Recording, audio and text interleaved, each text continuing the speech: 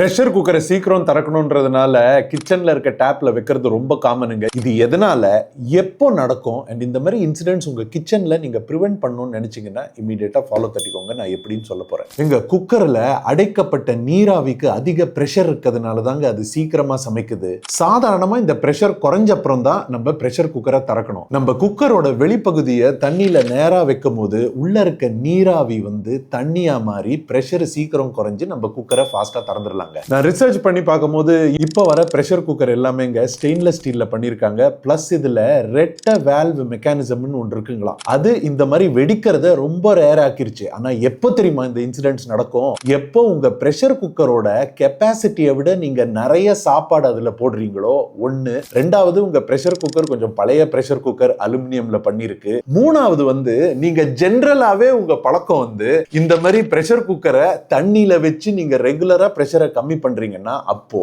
கேஸ்கெட்ல, வால்வ்ல இல்ல வேக்யூம் செக்ஷன்ல பொருள் தோல்வி நடந்துச்சுன்னா இந்த மாதிரி இன்சிடென்ட்ஸ் நடக்குங்களாம். சோ சேஃபஸ்ட் என்ன தெரியுமாங்க, அந்த 10-15 நிமிஷம் கொஞ்சம் வெயிட் பண்ணிருங்க. இல்லனா சில் தண்ணி எடுத்து மேல நீங்க தூவலாம். பிரஷர் குக்கர் அப்படியே கம்ப்ளீட்டா தண்ணியில வைக்காம ஒரு சைடை மட்டும் தண்ணியில வச்சீங்கன்னா பிரஷர் கொஞ்சம் கண்ட்ரோல்டா கம்மி ஆகும். கரண்டியை வச்சு லைட்டா கேஸ்கெட்ல இருந்து பிரஷரை நீங்க ரிலீஸ் கூட பண்ணலாம். உங்க வீட்டுல இந்த மாதிரி பிரஷர் குக்கரை ஃபுல்லா தண்ணியில வைக்கிற பழக்கம் இருக்கா? அண்ட் இந்த மாதிரி இன்சிடென்ட்ஸ் ஏதாவது நடந்திருக்கா, கேள்விப்பட்டிருக்கீங்களான்னு கீழே கமெண்ட்ஸ்ல போடுங்க.